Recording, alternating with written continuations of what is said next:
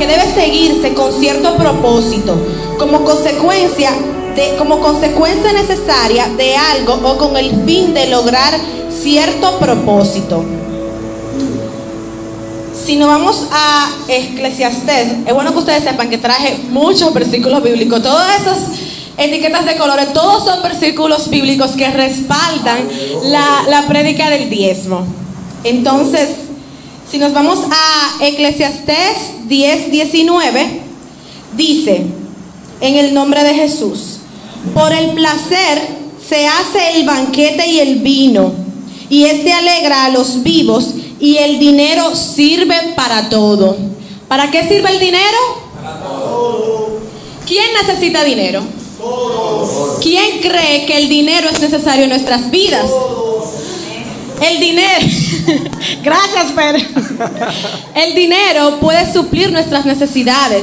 Es lo que nos puede suplir el alimento, lo que nos puede suplir el techo, la comida, la educación. Todo eso nos los proporciona el dinero.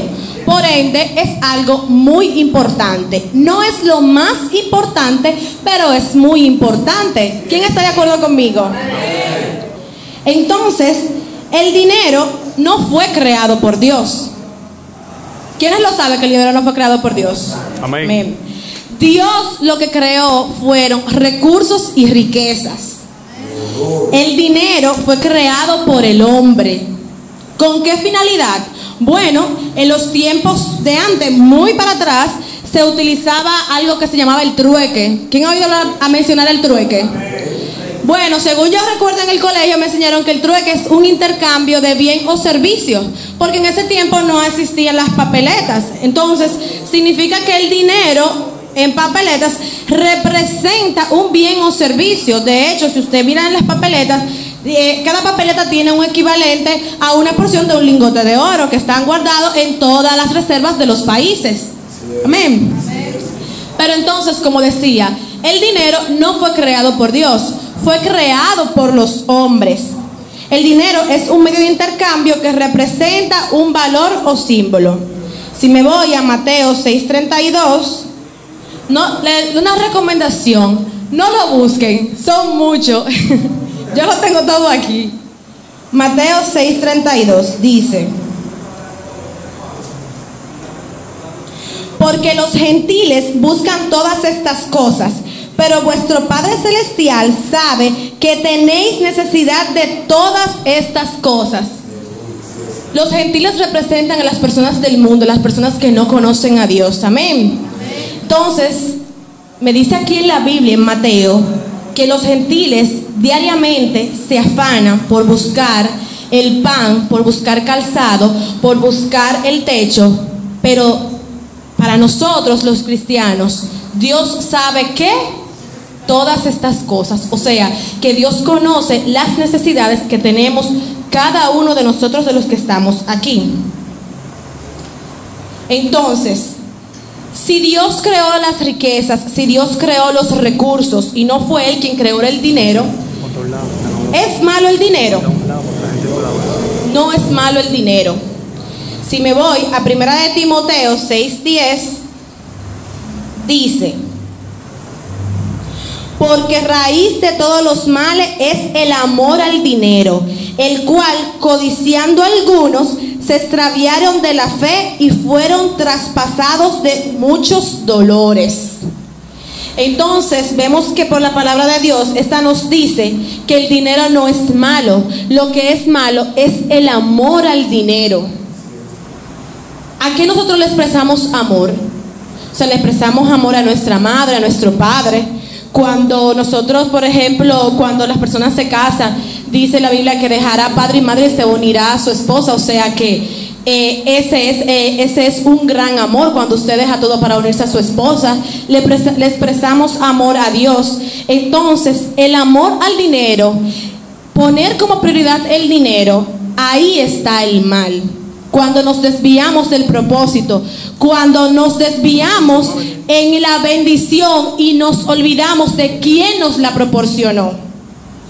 Entonces, siendo así, significa que el amor al dinero, dice que amor según yo estaba escuchando en estos días, creo que en Pura Vida decía como que amor era a muerte, o sea que era tú amar a alguien o querer a alguien después de la muerte. Entonces, si nosotros ponemos como prioridad el amor al dinero, nos estamos desviando de los propósitos que estableció Dios en nuestras vidas. Amén. El error de muchos, como dije, era irse detrás del dinero y no irse detrás de quien proporciona la bendición. A veces nos afanamos, en eso me incluyo porque yo tuve que aprender por dolor, por cosas que pasaron en mi vida, que todas las cosas no dependían de mí y de mi afán, sino que tenía que aprender a descansar en Dios y que Él se ocuparía de todas las cosas que yo necesitaba. Me imagino que a todos le pasa también igual, a alguno más que otro. Pero bueno, como dice aquí, ¿cómo Dios ve el dinero? Me voy a ir ahora a Génesis 2, 16, 19. Dice: y mandó Jehová Dios al hombre diciendo: de todo árbol del huerto podrás comer, mas del árbol de la ciencia del bien y del mal no comerás, porque el día que comieres ciertamente morirás. Y dijo Jehová Dios: no es bueno que el hombre esté solo, le haré ayuda idónea para él. Versículo 19. Jehová Dios formó pues de la tierra toda bestia del campo y toda ave del cielo, y las trajo a Adán para que viese cómo las había de llamar. Y todo lo que Adán llamó a los animales vivientes, ese es su nombre. Y puso Adán nombre a toda bestia y ave del cielo y todo ganado del campo. Mas para Adán no se halló ayuda idónea para él. Entonces Jehová lo hizo caer en un sueño profundo. Entonces, ¿qué relación tiene esta parte con cómo Dios ve el dinero? Dios ve el dinero como un acto sagrado. Un acto sagrado. ¿Por qué? Porque el dinero es fruto de nuestro trabajo. Entonces, si el día tiene 24 horas, y yo hice, por ejemplo, un cálculo, bueno, nos pasamos de esas 24 horas, 8 horas durmiendo. Entonces significa que nos quedan 16 horas. Si usted trabaja normalmente, su horario es de 8 horas, pero imagínese que lo que usted se levanta, se cambia, llega al lugar, ahí pasó 1 hora y quizás 2. Y también cuando usted sale del trabajo también pasó 1 hora. Entonces es muy posible que su horario de trabajo comience como a las 6 de la mañana en el caso de algunos, en el caso de otros como Robert empieza como a las 5. Entonces, significa que nosotros pasamos algunas 10 horas dentro de ese tiempo para la jornada. Entonces pasamos la mayor parte de nuestro tiempo trabajando. Entonces se supone que si usted aparta un 10% para dárselo a Dios de ese trabajo, de todas esas horas que usted pasó trabajando, entonces Dios lo respeta y para Dios eso es algo valioso y sagrado. Amén. Entonces, cuando vemos aquí en Génesis 2, específicamente en el versículo 14, vemos cuando Dios manda a Adán a labrar la tierra. Entonces vemos que también Dios lo mandó a trabajar. Aunque Él le había dado todo sin habérselo ganado, Él también lo mandó a trabajar porque lo mandó a labrar la tierra. Entonces eso me dice a mí que Dios respeta el trabajo y que lo considera como algo necesario y sagrado en nuestras vidas. Entonces, como el dinero representa el valor monetario de ese trabajo que usted hizo y decimos que Dios lo ve como algo sagrado, entonces por eso es que muchas veces hemos utilizado el dinero para pactar con Dios, porque es algo que nos costó sudor y sacrificio obtener. Yo recuerdo un testimonio que dio el siervo Adriano sobre pactar con Dios. ¿Usted se acuerda, siervo, cuando usted dio ese testimonio? Que usted pactó con Dios, como de que usted iba a dar un monto y que si Dios lo bendecía, como que iba a dar, no sé si era 2 veces o algo así, algo parecido era. ¿Era así, siervo? Entonces, bueno, les voy a contar algo. Yo, ni tonta ni perezosa, como ustedes saben, yo di mi testimonio la semana pasada. Entonces, no era verdad que yo iba a dejar esa bendición en el aire. Yo iba a pactar con Dios antes de obtener eso. Eso había que amarrarlo desde antes. Entonces así fue. Y de hecho que tengo otro testimonio, inclusive basado en lo que me dijo Moisés. Él me decía que se iban a levantar, como que se iban a levantar personas. Y yo sé que sí, porque cuando yo entré a mi trabajo como asesor especializado, pero mi jefe me dijo que yo soy coordinadora de los asesores especializados.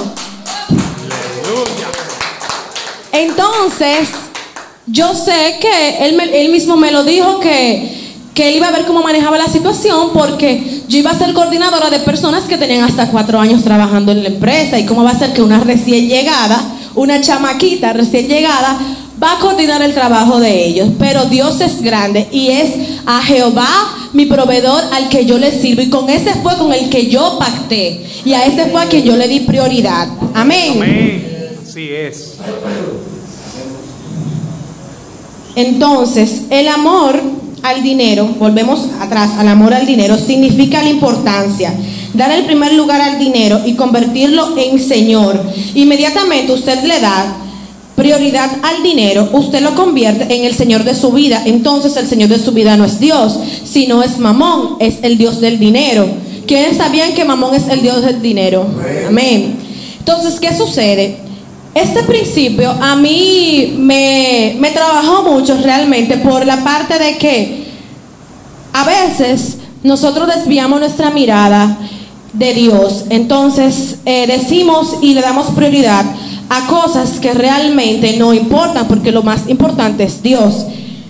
Muchas veces hay inclusive actividades en la iglesia donde nosotros nos cohibimos de participar porque estamos muy ocupados en cosas que no tienen nada que ver. Muchas veces nos acostamos, me incluyo, sin orar, porque estamos tan afanados preparando todas las cosas del día siguiente que se nos olvida lo más importante. Entonces es en ese momento en que ponemos a Dios en un segundo plano y le damos prioridad al Dios del dinero. Entonces,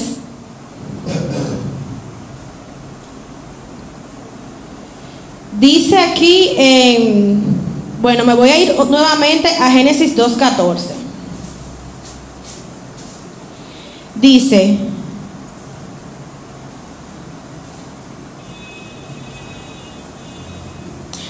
Génesis 2:16 dice: y mandó Jehová Dios al hombre diciendo, de todo árbol del huerto puedes comer. Entonces, vemos aquí que dice y mandó. O sea, mandó Jehová Dios, dice mandó, y mandó Jehová Dios al hombre. Mandó viene siendo como un decreto, es una autoridad que no se puede revertir. El mandato no es una opción, es lo que hace que algo exista.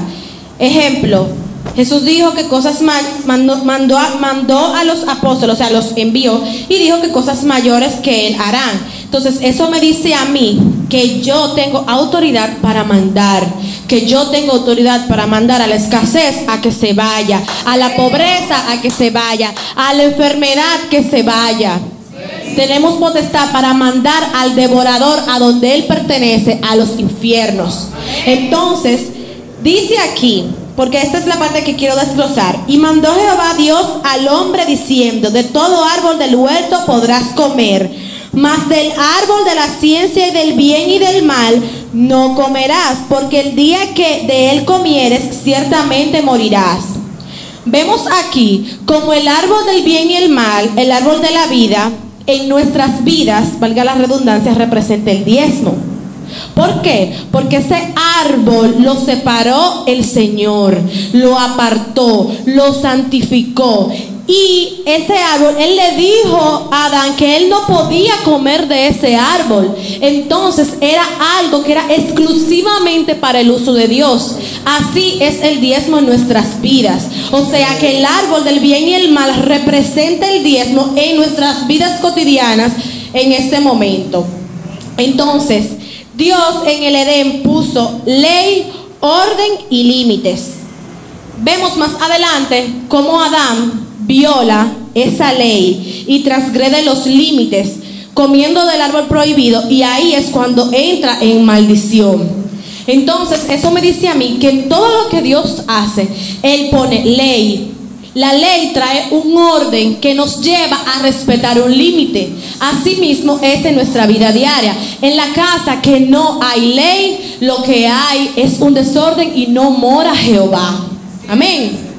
Entonces, si Él nos dice, por ejemplo, en nuestras vidas, si ponemos a Dios como lo principal, lo convertimos en una ley, entonces que nuestra casa se establece como un orden y que prohíbe transgreder esos límites que nos llevan al pecado. Amén. Asimismo es como lo podemos aplicar en todas las cosas que emprendamos: ley, orden y límite. El árbol del conocimiento. Este representa el diezmo, como ya lo había dicho anteriormente. En Proverbios 3, 9, 10 dice: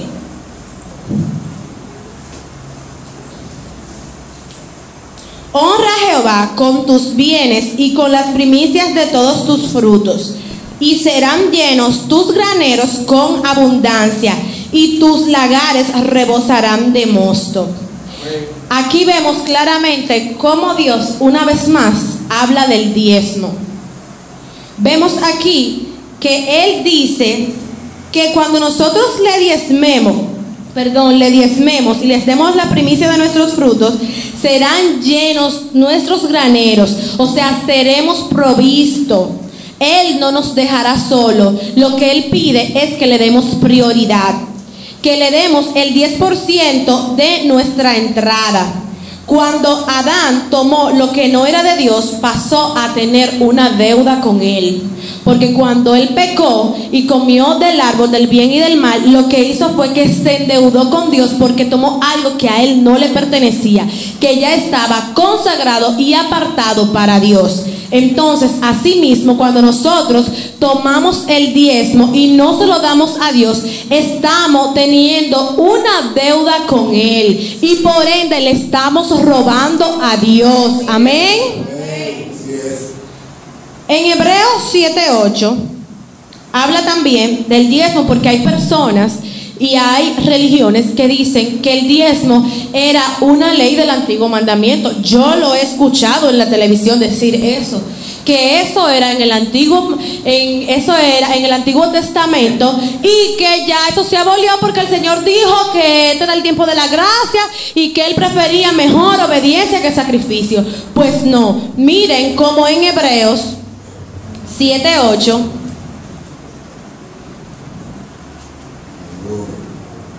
Gloria a Dios. Okay. Hebreos 7:8 dice: y aquí ciertamente reciben los diezmos hombres mortales, pero allí uno de quien será testimonio de que vive. Amén.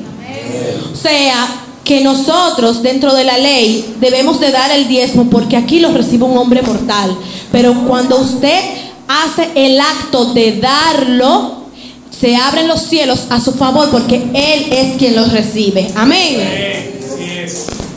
Entonces, dice, ¿qué es el diezmo? ¿Qué representa el diezmo en nuestras vidas? Es un mandato de Dios. Entonces, yo estaba reflexionando, bueno, pero si es un mandato de Dios dar, también es un mandato de Dios recibir. Amén. Es la voluntad de Dios. Darlo voluntariamente es símbolo de gratitud. Esto fue lo que hizo Abraham, dar el diezmo de forma voluntaria. Es lo que le debemos a Dios. Mientras tengas deuda con Dios, siempre tendrás deudas con los hombres. Amén. A veces pensamos que, ay, yo no voy a dar el diezmo porque con eso voy a resolver algunos problemitas y eso. Pero al final, todo el que sabe que no ha dado el diezmo en un momento, sabe que al final usted ni resuelve el problema ni lo da. Se quedó igualito y seguro con más deuda. Así es. El diezmo trae el favor de Dios. El favor de Dios no hay dinero que lo pueda comprar. Es mejor tener favor de Dios que no tener un peso en los bolsillos. Amén. Cuando usted va a un restaurante y ya usted ordenó y comió, usted la propina la da si usted le da la gana. ¿verdad que sí? Pero es obligatorio pagar. No va a ser posible que usted dé propina y salga por esa puerta. Entonces, ahí también vemos representado el diezmo y la ofrenda. El diezmo es lo que usted debe pagarle por lo que usted consumió, pero la propina es el acto de generosidad que usted hace hacia una persona por un servicio. Entonces, así es el diezmo y la ofrenda. Los diezmos y la ofrenda también son vistos como semillas. La semilla representa la tierra y representa el trabajo y los frutos. El orden es sembrar, trabajar y recoger los frutos. Trabajar viene siendo como regar la tierra, protegerla y fertilizarla de las plagas, y vemos como inclusive en la Biblia, en Malaquías 3:10 también, el Señor dice que Él reprenderá el devorador por nosotros. Pero también vemos la parte de recoger los frutos, que viene siendo la cosecha. También en la Biblia vemos la cosecha representada también en la resurrección de Jesús. En recibir a Cristo en nuestro corazón también es la cosecha de haber dado el paso. Entonces, vemos como en toda la Biblia muchas veces se habla de siembra, de cosecha, de semilla, de frutos, de usted sembrar. Entonces, me voy a ir a Malaquías 3:10.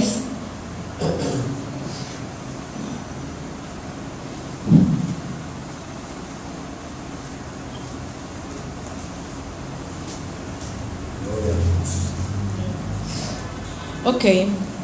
Malaquías 3:10 dice: traed todos los diezmos al alfolí, y haya alimento en mi casa, y probadme ahora en esto, dice Jehová de los ejércitos, si no os abriré las ventanas de los cielos y derramaré sobre vosotros bendición hasta que sobreabunde.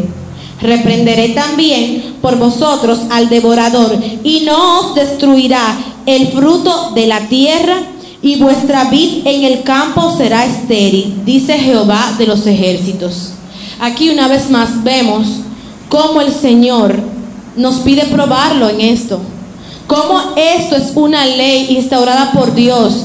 Vemos como Malaquías, como Isaac, como Jacob, como Abraham, como en Génesis se habla también del diezmo y de las ofrendas y de lo que esto produce en nuestras vidas. Diezmar y ofrendar son dos acciones totalmente diferentes, pero se complementan la una a la otra. El diezmo te garantiza la bendición, pero la ofrenda te garantiza la abundancia de esa bendición. Amén. A veces creemos que solo basta con diezmar. Diezmar es la ley que el Señor puso, pero el usted ofrendar es el acto de generosidad y agradecimiento a Dios por las cosas que Él ha hecho en su vida. Es una actitud de generosidad. Entonces dice, la clave para entrar en la bendición es el diezmo, ya eso lo dije. Esto es, yo recordé y pensé también en esta parte del diezmo y de la ofrenda, que el diezmo pertenecía a la ley, pero la ofrenda era como cuando tú llegas a tu casa, que tú quieres que tu hijo te abrace y te bese sin que tú lo obligues. Así mismo también debemos nosotros hacerlo con Dios y con el diezmo y la ofrenda. Entonces, si el diezmo es una ley y tu ofrenda es un acto de generosidad, la ofrenda habla de tres cosas, y es de tu bondad, del deseo de tu honrar a Dios, pero también de lo que hay dentro de tu corazón. Dios quiere que tengamos abundancia, porque en la escasez, como ha dicho el pastor muchas veces, no podemos bendecir a otros. Dios quiere que esta iglesia se mueva, Dios quiere que seamos más, Dios quiere que tengamos un templo más grande, Dios quiere que no se nos dañe el aire, que tengamos otro, Dios quiere que cambiemos la silla. Pero entonces, ¿cómo va a venir eso? Eso va a venir a través de nosotros mismos cuando diezmamos y cuando ofrendamos, teniendo en cuenta que el principal motivo de usted diezmar y ofrendar no es bendecir el ministerio, es bendecir su vida. Amén. Entonces, en Filipenses 4:14,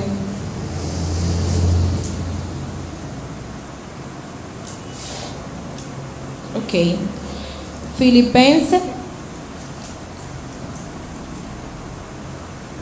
4:15, perdón, dice exactamente: y sabéis también vosotros, oh filipenses, que al principio de la predicación del evangelio, cuando partí de Macedonia, ninguna iglesia participó conmigo en razón de dar y recibir, sino solo vosotros. Pues aún a Tesalónica me enviasteis una y otra vez para mis necesidades. Mi Dios, pues, suplirá todos los que os falta conforme a sus riquezas en gloria en Cristo Jesús. Amén. Ahí también vemos como cuando, por ejemplo, aquí esta iglesia suplió a Pablo de lo que a él le hacía falta, o sea, le ofrendó como acto de generosidad, fue bendecido, no las demás, sino esa iglesia. Entonces, partiendo de que la iglesia somos cada uno de nosotros, cada vez que usted ofrenda, usted aporta un grano para la bendición en su vida. O sea, y no para tanto para la bendición, porque ya esa se la dio el diezmo, sino para la abundancia de esa bendición. Amén.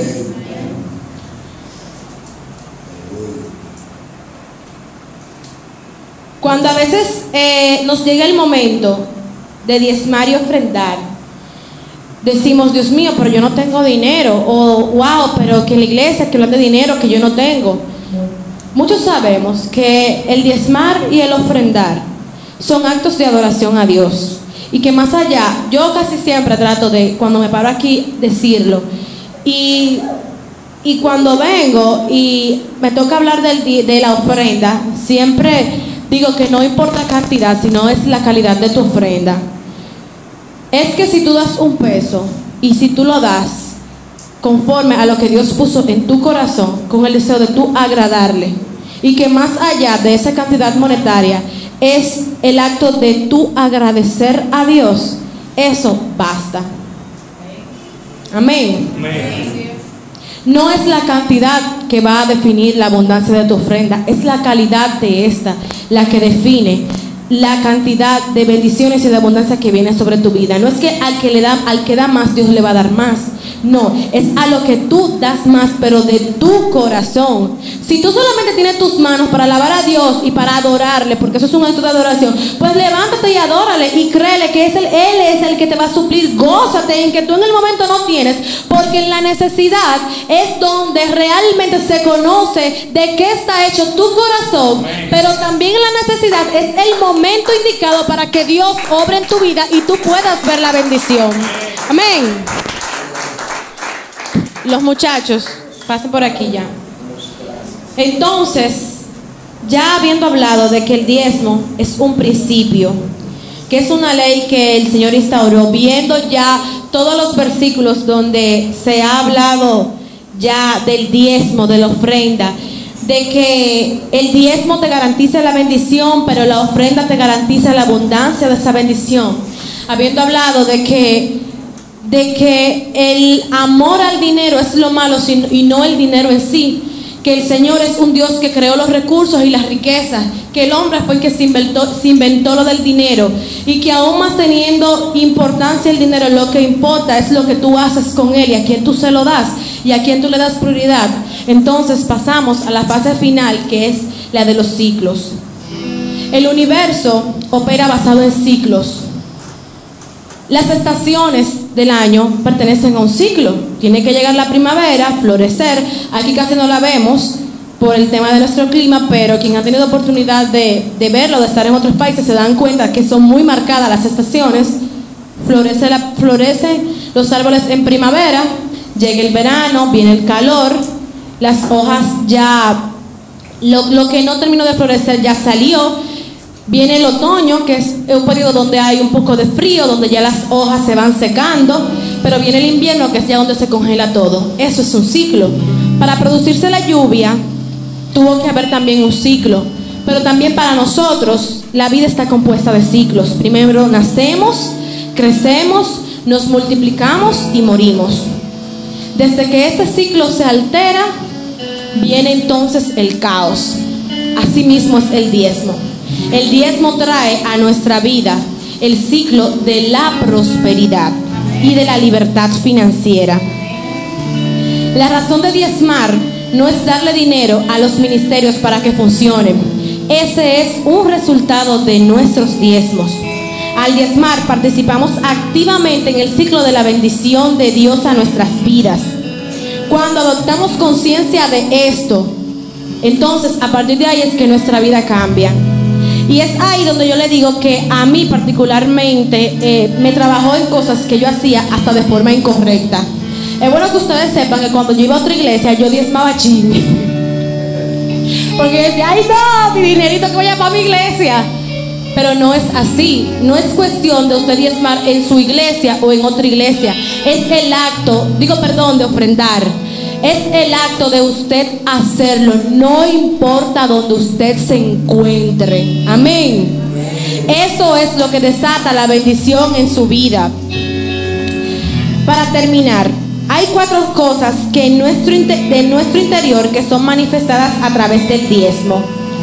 Una, es una muestra de agradecimiento, es un acto de gratitud ante las victorias pasadas. Nadie obligó a Abraham a diezmar o a reconocer quién era el autor de su bendición. 2, es un acto de mucha fe. La gente retiene el 10% de lo que gana porque cree no tener nada más.